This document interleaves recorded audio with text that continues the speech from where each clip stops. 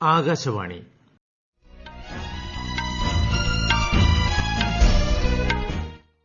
നമസ്കാരം. വാർത്തകൾ വായിക്കുന്നത് ഉദയൻ കിളിയന്നൂർ.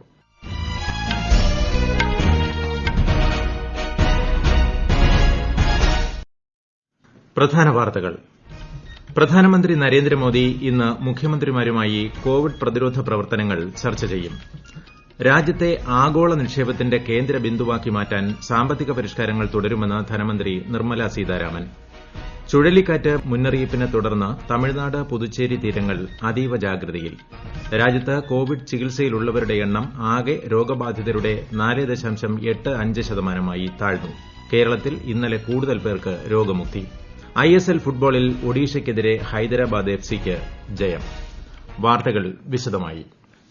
രാജ്യത്തെ കോവിഡ് പ്രതിരോധം, വാക്സിൻ വിതരണം തുടങ്ങിയവയെക്കുറിച്ച് ചർച്ച ചെയ്യാൻ പ്രധാനമന്ത്രി നരേന്ദ്രമോദി ഇന്ന് മുഖ്യമന്ത്രിമാരുടെ യോഗം വിളിക്കും.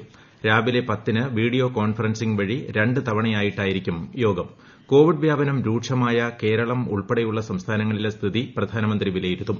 രാജ്യത്ത് കോവിഡ് വ്യാപനത്തിൽ കുറവ് വന്നെങ്കിലും ചില സംസ്ഥാനങ്ങളിൽ വീണ്ടും രോഗപകർച്ച കൂടിയതായാണ് സൂചന.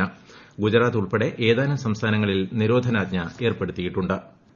കോവിഡ്-19 RT-PCR ലാബ് കേന്ദ്ര ആഭ്യന്തരമന്ത്രി അമിത്ഷാ ന്യൂഡൽഹിയിൽ ICMR-ൽ ഉദ്ഘാടനം ചെയ്തു.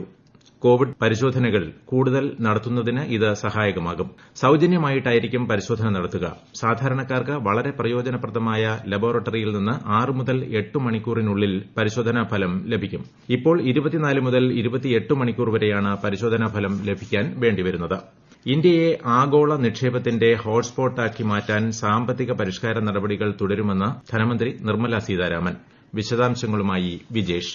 മഹാമാരിയുടെ കാലത്ത് ആഴത്തിലുള്ള പരിഷ്കാരങ്ങൾക്കുള്ള അവസരം പ്രധാനമന്ത്രി നരേന്ദ്രമോദി നഷ്ടപ്പെടുത്തിയിട്ടില്ലെന്ന് ധനമന്ത്രി പറഞ്ഞു.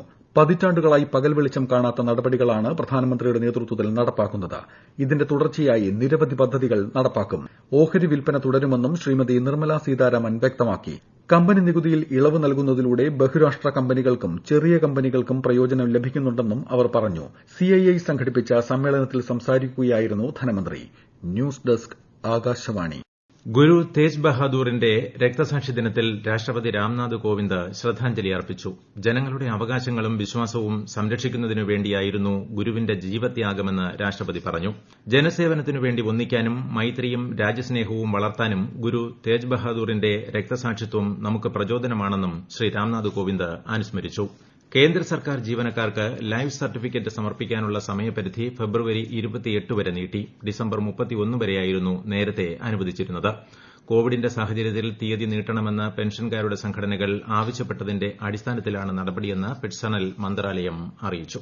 രാജ്യത്തിന്റെ കിഴക്കൻ തീരങ്ങളിൽ ചുഴലിക്കാറ്റ് മുന്നറിയിപ്പിന്റെ പശ്ചാത്തലത്തിൽ ക്യാബിനറ്റ് സെക്രട്ടറി രാജീവ് ഗൌബയുടെ നേതൃത്വത്തിൽ ദേശീയ ദുരന്ത നിവാരണ സമിതി യോഗം ചേർന്നു. ആന്ധ്രാപ്രദേശ്, തമിഴ്നാട്, പുതുച്ചേരി സംസ്ഥാനങ്ങളിലാണ് ചുഴലിക്കാറ്റ് വീശുമെന്ന് മുന്നറിയിപ്പുള്ളത്. ഈ സംസ്ഥാനങ്ങളിലെ ചീഫ് സെക്രട്ടറിമാരുമായി വീഡിയോ കോൺഫറൻസിംഗിലൂടെയായിരുന്നു യോഗം. ചുഴലിക്കാറ്റ് മുന്നറിയിപ്പിനെ തുടർന്ന് തമിഴ്നാട്, പുതുച്ചേരി തീരത്ത് ജാഗ്രത തുടരുന്നു. ബംഗാൾ ഉൾക്കടലിൽ രൂപം കൊണ്ട ന്യൂനമർദ്ദം അടുത്ത 24 മണിക്കൂറിനുള്ളിൽ ചുഴലിക്കാറ്റായി മാറാൻ സാധ്യതയുണ്ടെന്നാണ് മുന്നറിയിപ്പ്. കേരളത്തിൽ തദ്ദേശ തെരഞ്ഞെടുപ്പിൽ നാമനിർദ്ദേശ പത്രിക പിൻവലിക്കേണ്ട സമയം ഇന്നലെ അവസാനിച്ചപ്പോൾ 1.5 ലക്ഷത്തോളം പേരാണ് ഇനി മത്സരരംഗത്തുള്ളത്. അതേസമയം സ്ഥാനാർത്ഥികളുടെ രണ്ടാംഘട്ട പ്രചാരണം സജീവമായി. ഗൃഹസന്ദർശനവും പൊതുയോഗവും പുരോഗമിക്കുകയാണ്. സ്ഥാനാർത്ഥികളുടെ തെരഞ്ഞെടുപ്പ് ചിഹ്നം സംബന്ധിച്ച നടപടികളും പൂർത്തിയായി. സംസ്ഥാനത്ത് പോലീസ് നിയമ ഭേദഗതി നടപ്പാക്കാൻ ഉദ്ദേശിക്കുന്നില്ലെന്ന് മുഖ്യമന്ത്രി പിണറായി വിജയൻ അറിയിച്ചു. ഭേദഗതി പ്രഖ്യാപിക്കപ്പെട്ടതോടെ വിവിധ കേന്ദ്രങ്ങളിൽ നിന്ന് വ്യത്യസ്തമായ അഭിപ്രായങ്ങളാണ് ഉയർന്നുവന്നത്. ഈ സാഹചര്യത്തിലാണ് തീരുമാനമെന്നും അദ്ദേഹം പറഞ്ഞു. നിയമസഭയിൽ വിശദമായ ചർച്ച നടത്തി എല്ലാ ഭാഗത്തുനിന്നും അഭിപ്രായം കേട്ട ശേഷം പോലീസ് നിയമ ഭേദഗതി നടപ്പിലാക്കുന്ന കാര്യത്തിൽ തുടർ നടപടികൾ സ്വീകരിക്കുമെന്നും മുഖ്യമന്ത്രി പറഞ്ഞു. ജമ്മുകാശ്മീരിൽ ലഫ്റ്റനന്റ് ഗവർണറുടെ ഉപദേശകൻ ബസീർ അഹമ്മദ് ഖാൻ പുൽവാമ ജില്ലയിൽ സന്ദർശനം നടത്തി തദ്ദേശ ഉപതെരഞ്ഞെടുപ്പിന്റെ തയ്യാറെടുപ്പ് വിലയിരുത്തി. ശൈത്യകാലത്തെ നേരിടാൻ പുൽവാമ, ഷോപ്പിയാൻ ജില്ലകളുടെ മുന്നൊരുക്കങ്ങളും അദ്ദേഹം അവലോകനം ചെയ്തു. അസമിൽ 1000 ഇനത്തിൽപ്പെട്ട സസ്യങ്ങളുടെ ഉദ്യാനങ്ങൾ ഒരുങ്ങുന്നു. ഗോലഘട്ട്, തിൻസുകിയ തുടങ്ങിയ അപ്പർ അസം ജില്ലകളിൽ പദ്ധതി പൂർത്തിയാവുകയാണെന്ന് കിഴക്കൻ അസം സർക്കിളിന്റെ ഫോറസ്റ്റ് കൺസർവേറ്റർ നാരായൺ മഹന്ത ആകാശവാണി വാർത്തകളോട് പറഞ്ഞു. ഈ വാർത്തകൾ ആകാശവാണിയിൽ നിന്ന്. കൊറോണ ആശങ്കയല്ല, ജാഗ്രതയാണ് വേണ്ടത്. കേന്ദ്ര ആരോഗ്യ മന്ത്രാലയം പുറപ്പെടുവിക്കുന്ന നിർദ്ദേശങ്ങൾ. ജനങ്ങൾ കൂട്ടം കൂടുന്നത് ഒഴിവാക്കുക. ഇടയ്ക്കിടെ കൈകൾ സോപ്പും വെള്ളവും ഉപയോഗിച്ചോ സാനിറ്റൈസർ ഉപയോഗിച്ചോ വൃത്തിയാക്കുക. നിർബന്ധമായും മാസ്ക് ധരിക്കുക. പനിയോ ചുമയോ ശ്വാസതടസ്സമോ തുടരുന്ന സാഹചര്യത്തിൽ വൈദ്യസഹായം തേടുക. കൊറോണയെ സംബന്ധിച്ച വിവരങ്ങൾക്ക് ആരോഗ്യ മന്ത്രാലയത്തിന്റെ 1075ലും ദിശയുടെ 1056ലും ബന്ധപ്പെടാം. കോവിഡ് മുക്തിനിരക്ക് 94%മായി ഇപ്പോൾ രാജ്യത്ത് ചികിത്സയിലുള്ളത്. ആകെ രോഗബാധിതരുടെ 4.85%. കഴിഞ്ഞ 24 മണിക്കൂറിനിടെ പുതുതായി 44,059 പേർക്ക് കൂടി രോഗം സ്ഥിരീകരിച്ചതോടെ 4,43,486 പേരാണ് ചികിത്സയിലുള്ളത്. ഇതുവരെ 85 ലക്ഷത്തിലേറെ പേർ രോഗമുക്തരായി കഴിഞ്ഞു. 91 ലക്ഷത്തിലധികം പേർക്കാണ് രാജ്യത്ത് ഇതുവരെ കോവിഡ് സ്ഥിരീകരിച്ചത്. ആകെ മരണസംഖ്യ 1,33,738 ആണ്. മഹാരാഷ്ട്രയിലാണ് ഏറ്റവും കൂടുതൽ പേർ ചികിത്സയിലുള്ളത്.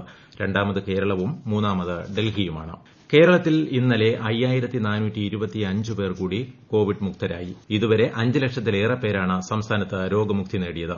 ഇന്നലെ 3,757 പേർക്ക് കൂടി രോഗം സ്ഥിരീകരിച്ചു. 35,659 സാമ്പിളുകളാണ് പരിശോധിച്ചത്. 32 ആരോഗ്യ പ്രവർത്തകർ ഉൾപ്പെടെ 3,272 പേർക്ക് സമ്പർക്കത്തിലൂടെയാണ് രോഗം ബാധിച്ചത്. ഇന്നലെ 22 മരണങ്ങൾ കൂടി കോവിഡ് മൂലമാണെന്ന് സ്ഥിരീകരിച്ചു. ആകെ മരണം 2,071 സംസ്ഥാനത്ത് 64,166 പേരാണ് ഇപ്പോൾ ചികിത്സയിലുള്ളത്. കോവിഡ് നിയന്ത്രണങ്ങളുടെ ഭാഗമായി ഗുജറാത്തിൽ രാത്രികാല കർഫ്യൂ കർശനമാക്കി. അഹമ്മദാബാദ്, സൂററ്റ്, വഡോദര, രാജ്കോട്ട് എന്നീ നഗരങ്ങളിലാണ് നിയന്ത്രണം കൂടുതൽ കർശനമാക്കിയത്. നിലവിൽ 13,836 കോവിഡ് രോഗികളാണ് ഗുജറാത്തിൽ ചികിത്സയിലുള്ളത്. കൊറോണ വൈറസ് വാക്സിൻ വിതരണം ചെയ്യാനുള്ള ആദ്യ രൂപരേഖ അമേരിക്കൻ ആരോഗ്യ ഏജൻസിയായ centres four disease control and prevention പുറത്തിറക്കി. അവശ്യ ജോലിക്കാരായ 26 കോടിയിലേറെ പേർക്ക് വാക്സിൻ എത്തിക്കാനാണ് ലക്ഷ്യമിടുന്നത്. ഹാനികരമല്ലാത്ത വിധത്തിൽ പരമാവധി പ്രയോജനപ്പെടുത്തുക, നീതി ഉറപ്പാക്കുക, പക്ഷപാതിത്വം ഇല്ലാതാക്കുക, സുതാര്യത ഉറപ്പാക്കുക എന്നീ ലക്ഷ്യങ്ങളിലൂന്നിയാണ് രൂപരേഖ തയ്യാറാക്കിയത്. ജനുവരി മാസത്തോടെ 2 കോടി വാക്സിൻ ലഭ്യമാകുമെന്നാണ് നിലവിലെ പ്രതീക്ഷ. ബ്രിട്ടനിൽ കോവിഡ് വ്യാപനത്തെ തുടർന്ന് ഏർപ്പെടുത്തിയ അടച്ചുപൂട്ടൽ അടുത്ത മാസം 2-ന് അവസാനിക്കുന്നതോടെ കൂടുതൽ ശക്തമായ ത്രിതല സംവിധാനം ഏർപ്പെടുത്തുമെന്ന് പ്രധാനമന്ത്രി ബോറിസ് ജോൺസൺ വ്യക്തമാക്കി. ആദ്യ തലത്തിലുള്ള മേഖലകളിൽ വർക്ക് ഫ്രം ഹോം നടപ്പിലാക്കും. മദ്യത്തിനൊപ്പം അവശ്യ ഭക്ഷ്യവസ്തുക്കൾ ലഭ്യമല്ലാത്ത ബാറുകളും പബ്ബുകളും രണ്ടാമത്തെ വിഭാഗത്തിലുള്ള മേഖലകളിൽ അടച്ചിടുമെന്നും ബ്രിട്ടീഷ് പ്രധാനമന്ത്രി പാർലമെന്റിനെ അറിയിച്ചു. ഓക്സ്ഫോർഡ് സർവകലാശാല ബ്രിട്ടീഷ് സ്വീഡിഷ് കമ്പനിയായ അസ്ട്രാസെനക്കയുമായി ചേർന്ന് ചഡോക്സ് 1 എന്ന വാക്സിൻ കോവിഡ് പ്രതിരോധത്തിന് 90%-ലേറെ ഫലപ്രദമാണെന്ന് വെളിപ്പെടുത്തൽ. കോവിഡ് വാക്സിനായുള്ള ലോകത്തിന്റെ കാത്തിരിപ്പിന് പ്രതീക്ഷ പകരുന്നതാണ് ബ്രിട്ടനിൽ നിന്നുള്ള വാർത്ത. ഒരു റിപ്പോർട്ട്. 90%-ലധികം വിജയസാധ്യതയുണ്ടെന്ന് കണ്ടെത്തിയിരുന്ന ഫെയ്സർ, മോഡേണ കമ്പനികളുടെ വാക്സിനേക്കാൾ നിർമ്മാണ ചെലവ് വളരെ കുറവാണെന്നതും സാധാരണ ഫ്രിഡ്ജിൽ സൂക്ഷിക്കാൻ കഴിയുമെന്നതുമാണ് ഈ വാക്സിനെ കൂടുതൽ പ്രായോഗികമാക്കുന്നത്. മറ്റ് 2 വാക്സിനുകൾക്കും 2,000-ലധികം രൂപ ചെലവ് വരുമ്പോൾ ഈ വാക്സിന് 300 രൂപ മാത്രമേ ചെലവുള്ളൂ. നിർമ്മിക്കുവാനും സൂക്ഷിക്കുവാനും വിതരണം ചെയ്യാനും കൂടുതൽ എളുപ്പമായ ഈ വാക്സിന് ആഗോളതലത്തിൽ സ്വീകാര്യത വർദ്ധിക്കുന്നു. ആദ്യം പകുതി ഡോസും 4 ആഴ്ചയ്ക്ക് ശേഷം മുഴുവൻ ഡോസും നൽകുമ്പോഴാണ് രോഗപ്രതിരോധ ശേഷി കൂടുതൽ കൈവരുന്നത് എന്നാണ് വെളിപ്പെട്ടിരിക്കുന്നത്. പ്രായമായവരിലും ലക്ഷണമില്ലാത്ത രോഗികളിൽ നിന്നും വ്യാപനം തടയുന്നതിനും ഈ വാക്സിൻ ഫലപ്രദമാണെന്നും കണ്ടെത്തിയിട്ടുണ്ട്. ഡിസംബർ ആദ്യവാരം മുതൽ വാക്സിൻ നൽകി തുടങ്ങുവാനാണ് ബ്രിട്ടീഷ് സർക്കാരിന്റെ തീരുമാനം. വയോജന കേന്ദ്രങ്ങളിലെ അന്തേവാസികൾക്കും ആരോഗ്യ പ്രവർത്തകർക്കുമാണ് മുൻഗണന. 10 കോടി ഡോസുകൾ നിർമ്മിക്കാനുള്ള ഓർഡർ സർക്കാർ നൽകിക്കഴിഞ്ഞു. ബ്രിട്ടനിൽ നിന്നും എൻ വാസുദേവ്.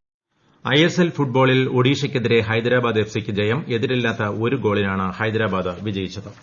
പ്രധാന വാർത്തകൾ വീണ്ടും. പ്രധാനമന്ത്രി നരേന്ദ്രമോദി ഇന്ന് മുഖ്യമന്ത്രിമാരുമായി കോവിഡ് പ്രതിരോധ പ്രവർത്തനങ്ങൾ ചർച്ച ചെയ്യും. രാജ്യത്തെ ആഗോള നിക്ഷേപത്തിന്റെ കേന്ദ്രബിന്ദുവാക്കി മാറ്റാൻ സാമ്പത്തിക പരിഷ്കാരങ്ങൾ തുടരുമെന്ന് ധനമന്ത്രി. ചുഴലിക്കാറ്റ് മുന്നറിയിപ്പിനെ തുടർന്ന് തമിഴ്നാട്, പുതുച്ചേരി തീരങ്ങൾ അതീവ ജാഗ്രതയിൽ. ISL ഫുട്ബോളിൽ ഒഡീഷയ്ക്കെതിരെ ഹൈദരാബാദ് എഫ്സിക്ക് ജയം.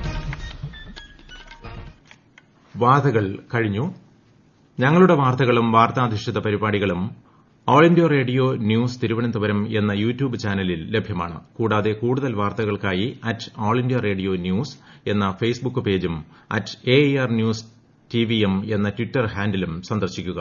അടുത്ത വാർത്താ പ്രക്ഷേപണം 10:15-ന്.